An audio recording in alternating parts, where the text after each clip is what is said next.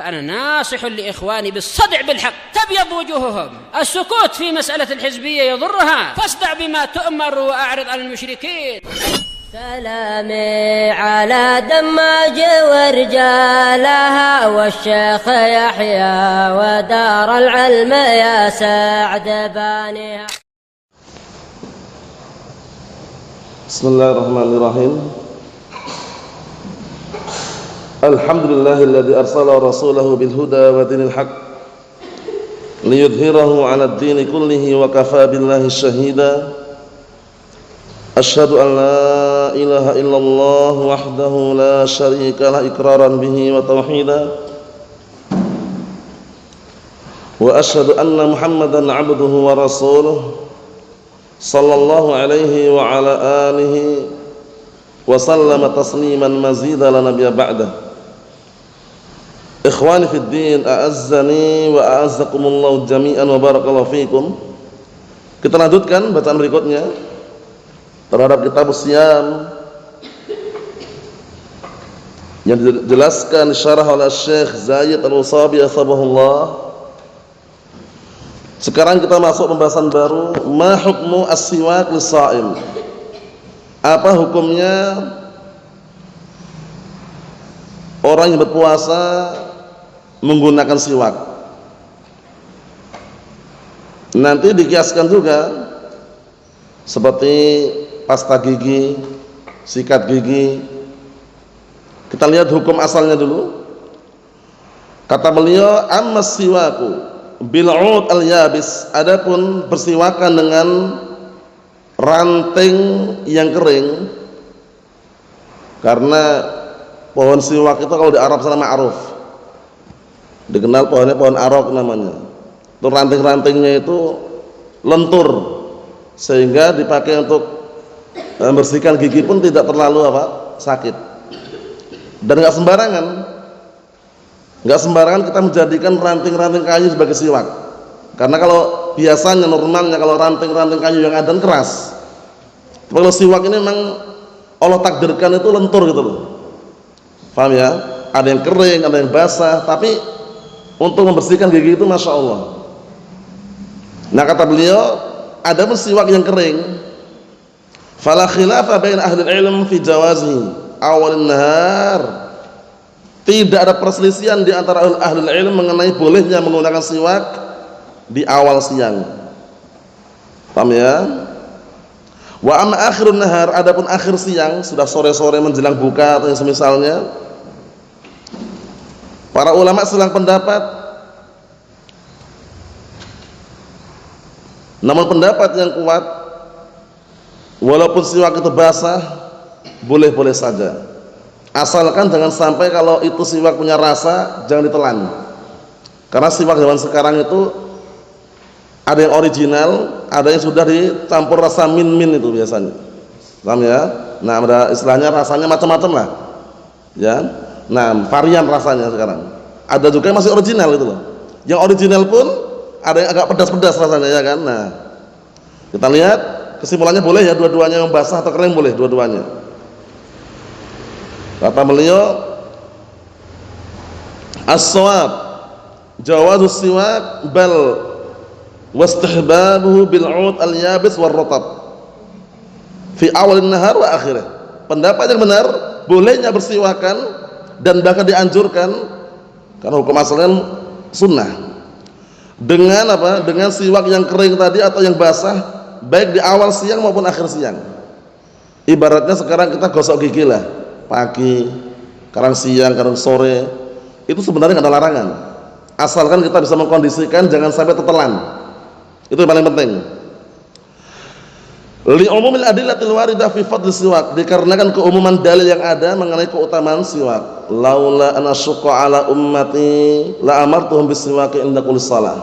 Kalau seandainya aku tidak memberatkan umatku, niscaya aku perintahkan mereka agar bersiwakan setiap kali mau salat. Cuman karena memberatkan, akhirnya hukumnya semula zahirnya wajib menjadi mustahab. Kata beliau, walakin yajibu alaihi tajannub bal'i syai'in min qishrihi aw rutubatihi. Penting ini. Akan tetapi wajib bagi dia menjauhi, menelan sesuatu dari apa? Potongan kulitnya, kan siwak ada kulitnya itu kan. Nah, atau dari apa? Sesuatu yang basah yang muncul dari siwak itu. Karena kadang siwak ada rasa pedas-pedas misalnya. Itu semaksimal mungkin hindari. Semaksimal mungkin. Ternyata tertelan tanpa disengaja enggak masalah. Bisa dipahami ya?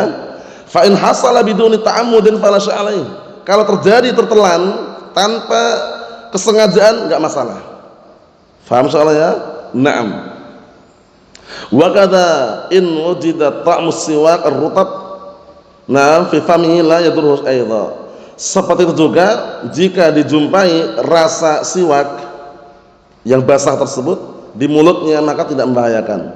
Intinya jangan tertelan saja. Faham ya? Naam. Qala Nawawi, berkata Imam Nawawi rahimahullah taala, law istaka bisiwakin ratbin fanfasala min rutubatihi aw khashabihi al-musha'ib syai' wabtala'ahu aftar bila khilaf. Ini kalau sengaja loh ya. Kalau seandainya ada orang bersiwakan dengan siwak yang basah, kemudian terlepas dari siwak tersebut sesuatu yang basah yang terasa, atau potongan dari kayunya, dari kayu siwak itu, rantingnya maksudnya, sesuatu kemudian dia telan, potongan dia telan, karena siwak kadang kalau kita pakai kadang ada semacam potongan-potongan itu kan, nah dia telan sengaja, maka batal tanpa ada perselisihan di antara para ulama. Jadi intinya pakai siwak boleh, tapi harus berhati-hati jangan tertelan. Dah itu aja. Kemudian sekarang yang dikiaskan hal lis-sha'im an yasta'mila ma'junal asnan. Apakah boleh bagi orang yang berpuasa menggunakan apa? Pasta gigi atau odol? Tahu ya, insyaallah ya. Pasta gigi atau odol. Nah, berbagai macam merek silahkan, apakah boleh atau tidak? Kita lihat. Qala Asy-Syaikh Ibnu Utsaimin rahimahullah dalam kitab Syarhul Mumti', yajuz, boleh. Lakin al-aula alla yasta'milahuma. Bolehnya boleh, cuman lebih afdalnya jangan menggunakan keduanya. Karena pasta gigi sekarang ini kan yang antum saksikan kan berasa, ya enggak? Ada rasa pedas-pedasnya kan, ada rasa mint biasanya, itu minimalnya. Apalagi yang ada rasa strawberry, ya kan, macam-macam. Kata beliau boleh, akan tapi yang afdalnya alla yasta'milahuma. Yang afdalnya tidak menggunakan keduanya. Lima fil ma'jun, dikarenakan di dalam pasta gigi, ma'jun itu pasta gigi, min quwwatin nufud wan nuzul ilal haq, karena ada semacam apa? Kekuatan yang berpengaruh dan mendorong turun ke tenggorokan. Rasanya itu pekat, rasanya itu biasanya kalau odol atau pasta gigi itu rasanya pekat. Jadi pengaruhnya sangat kuat sekali itu loh. Untuk apa? Untuk tertelan itu loh.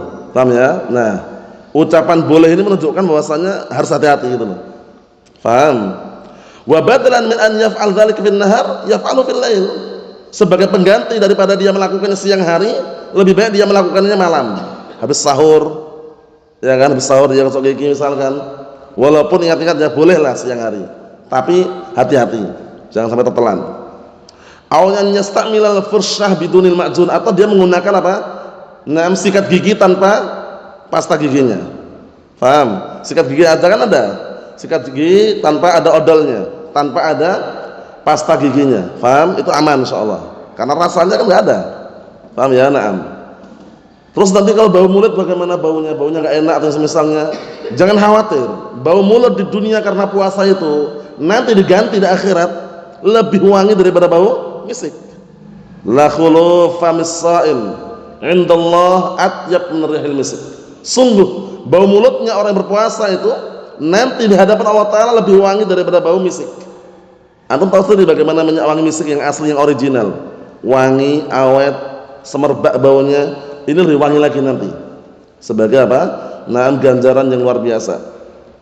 Berikutnya, idza dakhala fi halqis sha'im dzubabun aw ghubarun aw nukhalatun daqiq.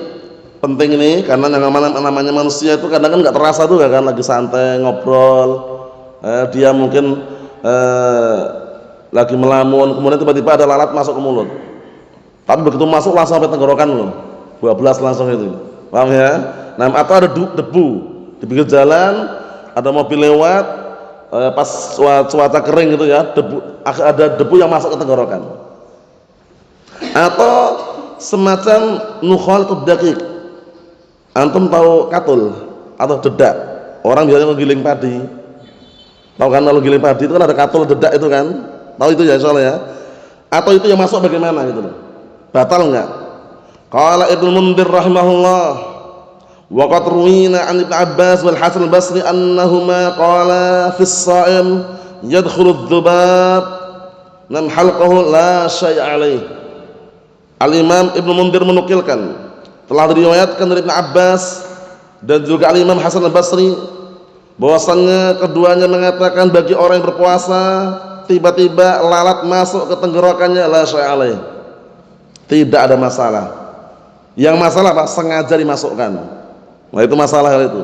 Sengaja dimasukkan masalah. Tapi kalau posisi masuk enggak sengaja, nah itu enggak masalah. Wa bihi qala Malik wa Syafi'i wa Ahmad wa Abu Thawr wa ashabur ra'i. Wa la yuhfad min ghairihim khilafuhum. Tidak dinukilkan mereka ada perselisihan. Qala Ibnu Mundhir rahimahullah wa bihi naqul, dan dengan pendapat itu kami katakan. Jadi enggak masalah. Enggak masalah ya. Ketidaksengajaan tidak masalah. Wa qala Ibnu Hubairah rahimahullah wa ajma'u ala anna al-ghubara wad-dukhana wadh-dhubaba wal-bak idza dakhala al-halq as-sa'im la yufsidu shaumahu. Ibnu Hubairah rahimahullah mengatakan telah sepakat para ulama apabila debu dukhan itu asap, paham ya? Naam. Dan lalat serta yang semisalnya apabila masuk ke tenggorokan orang berpuasa tidak batal puasanya, tidak merusak puasanya. Nah sekarang kalau dukhan yang dimaksud oleh rokok bagaimana? Asap rokok. Nanti dirinci oleh beliau, kalau sengaja dia yang merokok itu batal. Tapi kalau kita misalkan di terminal, stasiun, di mobil, ternyata ada orang yang merokok kemudian secara tidak langsung terhirup, kan biasanya terhirup itu apa namanya itu asapnya itu ya, itu nggak masalah kita. Paham ya? Nah, karena kalau kita berpendapat asap itu nggak batalkan puasa, akhirnya ujung-ujungnya mereka dalilkan ini juga asap katanya. Rokok juga asap keluarnya. Vape itu zaman sekarang itu yang lagi viral itu, yang kayak peralon kecil itu, vape, tahu kan? Yang kayak peralon kecil yang rokok elektrik, yang isi cairan itu dihirup kemudian asapnya banyak sekali itu. Nah, sama aja hukumnya ya, sama aja itu, lebih parah bahkan. Karena ada hizbiyun yang berfatwa akhirnya jadi viral. Vape itu bukan rokok katanya. Memang beda bahannya. Kalau rokok yang ma'ruf kan dari tembakau, ya kan? Itu pun bahayanya sudah ngeri dan kita pahami, dan pabriknya pun mengeluarkan rokok membunuhmu. Paham ya? Nah, kalau vape ini dia bahannya dari semacam zat kimia gitu loh. Paham ya? Rokok elektrik yang isi ulang. Lebih parah lagi sebenarnya. Nah, asapnya lebih banyak juga. Kita katakan sama sebenarnya. Paham ya? Yang mengatakan beda ini ada rokok herbal katanya macam-macam, jangan tertarik. Bahaya barakallahu fiik. Rokok membunuhmu. Tapi kenapa kok masih banyak orang yang merokok? Pabriknya masih buka. Itu. Selama pabriknya masih buka enggak ada yang berhenti merokok, ya kan? Nah, sulit. Syahidnya di sini barakallahu fiik sama. Baik itu rokok terbuat dari tembakau atau rokok elektrik zaman sekarang yang ma'rufnya vape tulisannya itu, vape. Nah, itu sama aja. Membatalkan puasa walaupun dia nggak makan asapnya, tapi kan masuk asapnya. Paham ya? Masuknya disengaja dan barakallahu fi bisa membatalkan puasa. Kita lihat sini. Wa qala Nawawi, berkata Imam Nawawi rahimahullah, ittafaqa ashabuna ala annahu law tarat dzubabatun fadakhalat jawfahu aw wasala ilaihi ghubarut tariq aw gharbalatud daqiq bi ghairi ta'ammudin lam yuftir. Masyaallah. Imam Nawawi mengatakan para sahabat kami sepakat, Syafi'iyah maksudnya, kalau seandainya ada lalat terbang kemudian masuk ke tenggorokan, atau ada debu yang di jalan itu masuk sampai ke tenggorokan, atau ada semacam gharbalah itu adalah apa namanya itu? Antum tahu pasir itu biasanya diayak, tahu? Kalau diayak dilembutkan, nah itu gharbalah itu adalah ayakan. Jadi ayakan tepung. Jadi tepung disaring lagi itu. Kan lembut sekali itu. Nah, bagaimana kalau masuk? Kata beliau bi ghairi ta'ammudin, tanpa sengaja masuknya lam yuftir. enggak membatalkan. Faham soalnya ya? Jadi diperhatikan baik-baik, tidak disengaja. Mafhum? Naam. Berikutnya hukum mengkonsumsi rokok, sabu-sabu, ganja atau yang semisalnya. Karena itu semuanya mirip, hampir semuanya dikonsumsi dengan cara dihirup atau diseduh. Kita lihat seduh maksudnya ditaruh di bagian mulut bawah gini ya. Kalau di Yaman sana ada namanya syamah itu mirip sabu-sabu, cuman dia bentuknya serbuk tepung itu, nanti dia makanya digunakan di sini. Afan, di bawah lidah itu. Nggak tahu bagaimana reaksinya, kata mereka nge-fly katanya.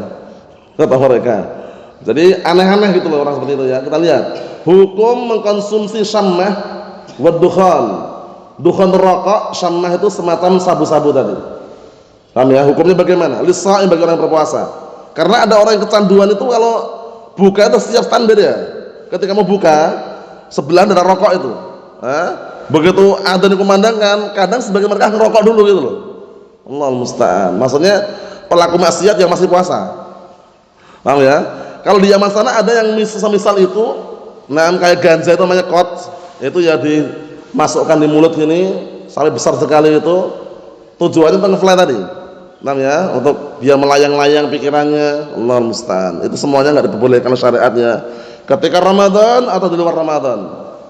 Terus bagaimana hukum puasanya? Kita lihat. Amma hukmuhu lis-sha'im ittafaqal fuqaha.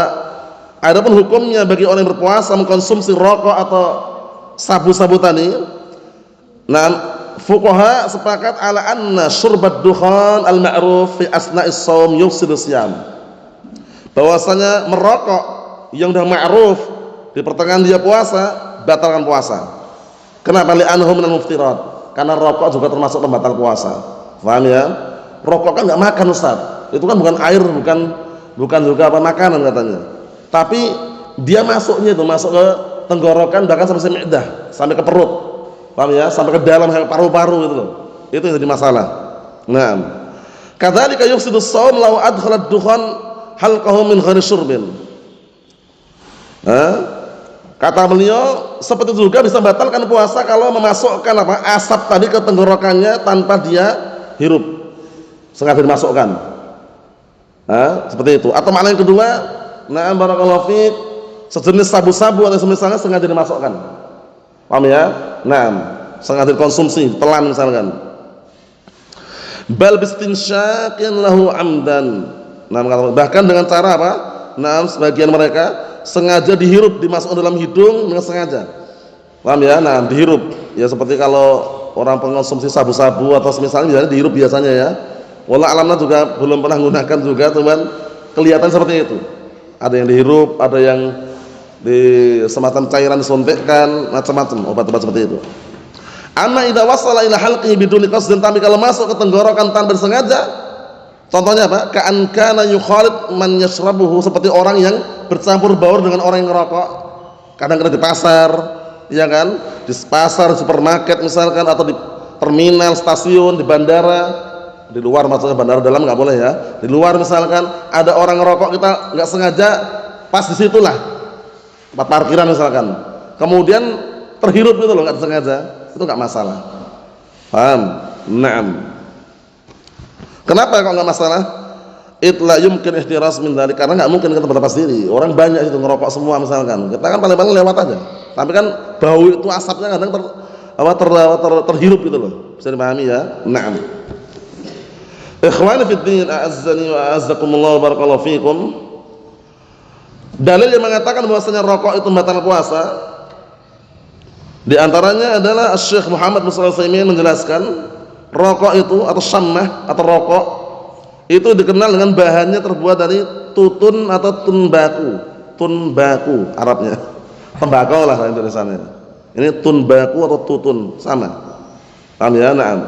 Yang biasanya dilipat-lipat, dilinting itu ya, tembakau dikeringkan, kemudian dengan perantara kayak kertas itu dilinting-linting, dilipat-lipat, pakai korek nyalakan, baru dia hirup itu, barakallahu fiik, dia konsumsi. Kata beliau,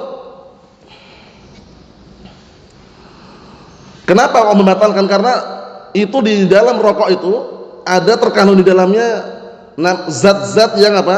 Yang bisa masuk ke dalam tubuhnya. Bukan sekedar asap aja. Paham ya? Nah, seperti itu. Kata beliau. Dalilnya adalah perkataan Rasulullah SAW, yada'u ta'amahu wa syarabahu wa syahwatahu min ajli. Jadi orang yang berpuasa itu orang yang meninggalkan makanannya dan minumannya dan syahwatnya karena aku. Berarti orang ini enggak meninggalkan, masih merokok. Paham ya? Tidak meninggalkan rokok, tidak meninggalkan syahwatnya karena Allah Ta'ala, dia masih merokok, mengkonsumsi. Maka kata beliau, fayadkhul fi hadza muta'ati asy-syammah wad-dukhan.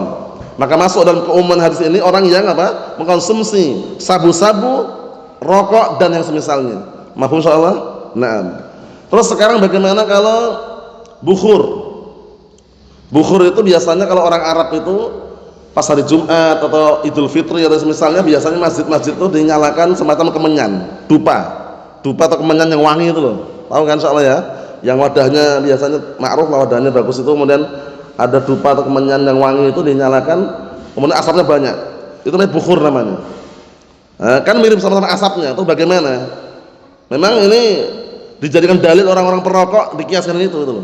Bedanya apa? Rokok ini itu juga cuma karena wangi aja. Kan itu kata mereka. Kita lihat, as-sha'im idza tabakhkhara bil bukhur la yuftir, lakin idza istanshaqa bil bukhur yuftir. Orang yang berpuasa apabila dia memakai wangi-wangian dan bukhur tadi enggak batal. Tapi kalau dia menghirup, memasukkan dalam hidungnya itu, dimasukkan banyak itu, nah barakallahu fiik, bisa batal puasanya. Karena biasanya orang-orang ketika nyalakan dupa atau kemenyan yang wangi itu hanya untuk memberikan apa? Keharuman ruangan aja, biar harum. Biasanya kalau bajunya biar wangi, bajunya didekatkan ini aja. Jadi enggak ada orang sengaja menghirup, enggak ada.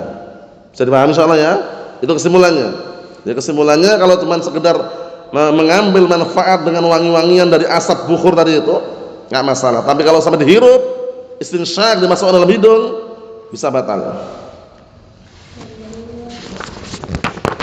Kemudian barakallahu fiik, berikutnya hukum menggunakan celak. Tahu celak ya insyaallah ya? Celak yang di mata itu, hukmul kuhl lis-shaim. Hukum memakai celak bagi orang yang berpuasa. Di sini ada dua pendapat. Pendapat yang kuat adalah pendapat yang pertama, yaitu jaizun wa la yukrah. Boleh dan tidak dimakruhkan.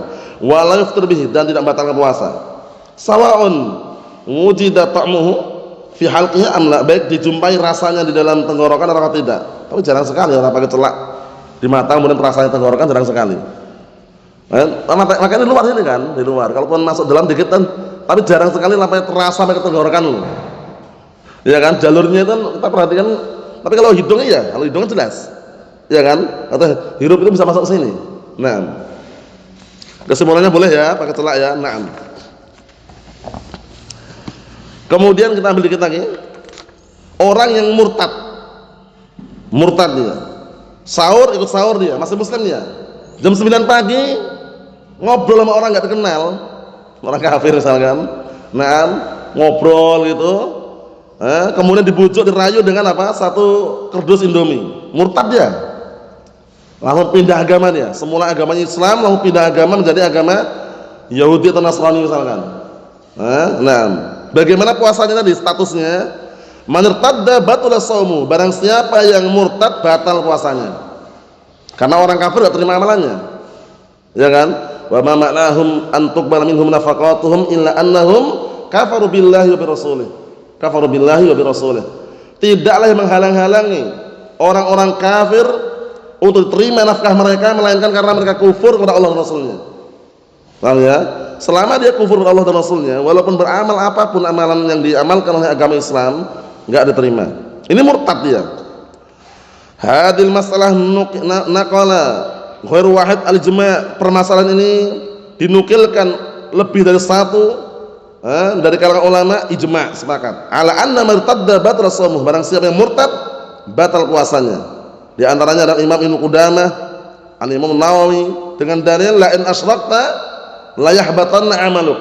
Jika engkau berbuat syirik, niscaya akan hancur amalanmu. Ya kan? Naam. Wa qala Ibnu Qudamah fil Mughni la na'lam bain ahli al-ilm khilafan fi an man irtadda min Islam fi asna'i shaum annahu yufsidu shaumah. Lihat ini. wa alaihi qada' dzalikal yaum idza 'ada ilal Islam.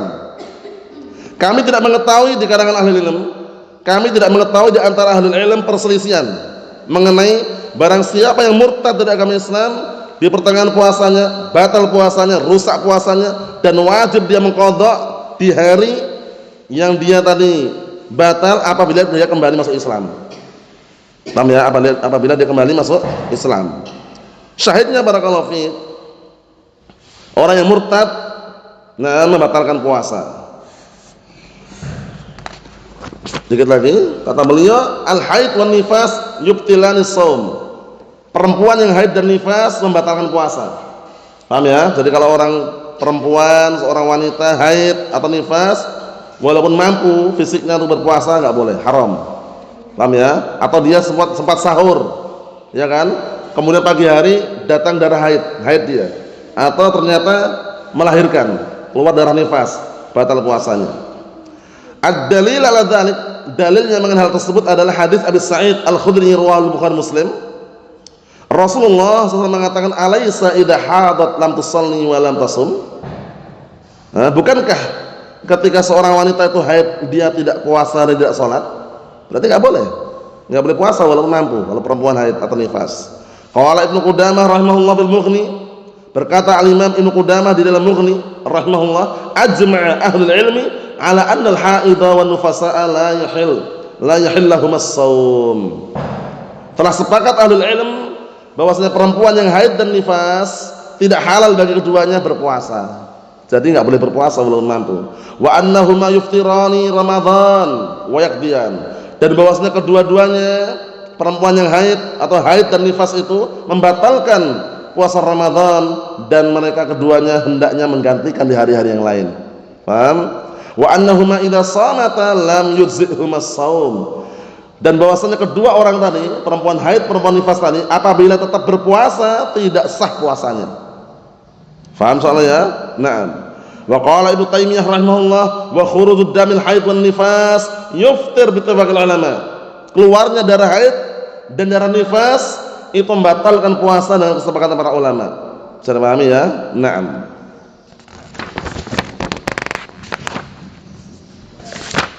Ikhwan fi din, a'azzani wa a'azzakumullah, barakallahu fikum. Kita ambil satu lagi ya, mengenai hukum perempuan menggunakan obat yang obat itu akan bisa membuat haidnya berhenti. Mungkin mau umroh atau mau haji, atau mungkin dia mikir, wah ini Ramadan kesempatan nggak terulang lagi khawatirnya. Dari awal Ramadan dia sebelumnya sudah minum obat penghenti haid, karena dia diprediksikan masa haidnya itu pertengahan Ramadan atau awal Ramadan. Akhirnya minum obat. Dengan minum obat itu berhenti, dia nggak keluar dari haidnya. Bagaimana hukumnya dan bagaimana solusinya dan bagaimana puasanya? Lihat, halil mar'ah an tastamila ilajan liqat'il haid min ajli siyam awil hajj. Apakah boleh seorang wanita mengkonsumsi obat untuk memutuskan darah haid biar berhenti dalam rangka untuk puasa dan haji, dalam rangka untuk puasa atau haji? Kita lihat penjelasannya. I'lam, ketahuilah, annal haidha syai'un katabahullah ala banati Adam. Sahih. Ketahuilah bahwasanya haid itu sesuatu yang sudah dicatat, sesuatu yang sudah tercatat, tertulis, yang Allah telah tetapkan kepada putri-putri anak keturunan Adam alaihissalam. Ya kan? Wasti'malul aqaqir li tauqifi yanbaghi an yutrak, dan menggunakan obat-obatan yang dia sengaja untuk menghentikannya selayaknya untuk ditinggalkan. Ini kita pahami dulu. Waqad qil, ada yang mengatakan innahu yusabbib amradon, karena bisa mendatangkan penyakit. Ini kalau kita bicara obatnya tidak akurat dan obatnya berbahaya, jangan. Terus bagaimana kalau obatnya akurat dan memungkinkan dan enggak bahaya sekarang? Hadza waqad qala Ibnu Qudamah, hal ini padahal telah sungguh Ibnu Qudamah mengatakan dalam Mughni, ruya an Ahmad annahu qala la ba'sa an tashrab al-mar'ah dawa'an yaqta' anha al-haid idza kana dawa'an ma'rufan. Penting ini. Diriwayatkan dari Imam Ahmad bahwasanya beliau mengatakan, dinukilkan oleh Imam Ibnu Qudamah tadi ya dalam kitab Mughni, tidak masalah, boleh-boleh saja seorang wanita meminum obat meminum obat agar terputus darah haidnya apabila obatnya ma'ruf. Jadi obatnya dikenal dulu, jangan sembarang obat. Lihat obatnya dulu, ma'ruf atau tidak, konsultasi dengan dokter, jangan sampai nanti obatnya sembarangan ternyata ada efek sampingnya, ngeri. Ya kan? Dia tujuannya ingin berhenti haidnya paling-paling sepekan atau sebulan, ternyata nggak keluar haid lagi misalkan. Kan ngeri. Jadi benar-benar harus akurat obatnya ini obat yang bagaimana gitu loh. Harus ada konsultasi dan mencari informasi kepada para spesialis dokter atau yang misalnya ya yang semisal itu yang paham intinya, jangan sampai keliru obatnya. Qultu, aku katakan kata Syekh Zaid, wa idza hasala al-ilaj wa inqata'a ad-dam min al-mar'ah fa 'alaiha an tasum wa shaumuha sahih. Kesimpulannya ini, apabila perempuan tersebut mendapatkan obat dan terbukti obatnya menahan dan membuat berhenti darah haid, maka perempuan tersebut wajib puasa. Kalau udah berhenti wajib puasa, seperti orang suci, ya kan? Wajib berpuasa dan puasanya sah. Wa kadzalikal hajj, dan seperti itu juga hajinya. Wallahu alam kesimpulannya. Jadi kesimpulannya untuk masalah obat ini, kita nggak boleh beli sembarang obat. Konfirmasi, konsultasi dengan dokter dulu. Obatnya bahaya nggak? Ada efek sampingnya nggak? Oh tidak masalah, aman-aman aja nih. Setelah menggunakan nanti dia konsumsi buah naga atau yang semisalnya akhirnya lancar kembali haidnya, itu aman lah. Tapi kalau ada peringatan, ini ada efek sampingnya ini. Mungkin dia lah bisa berhenti, seharusnya dia keluar haidnya tapi berhenti mungkin lah. Tapi setelah itu nanti ada efek sampingnya, nah itu dihindari aja. Terima takdir aja sudah kalau seperti itu. Tapi kalau terbukti obatnya bagus, obatnya bisa menghentikan darah haid sementara dan tidak ada efek samping yang buruk, maka boleh. Mafhum insyaallah? Naam. Ada yang berikutnya insyaallah kita baca nanti mengenai menggunakan obat apa itu namanya yang dihirup karena sesak nafas, obat asma itu ya. Atau orang diinfus karena sakit, atau orang disuntikkan darah padanya, itu batal puasa atau tidak? Kita bahas pada pertemuan yang selanjutnya insyaallah taala. Alhamdulillahirabbil alamin.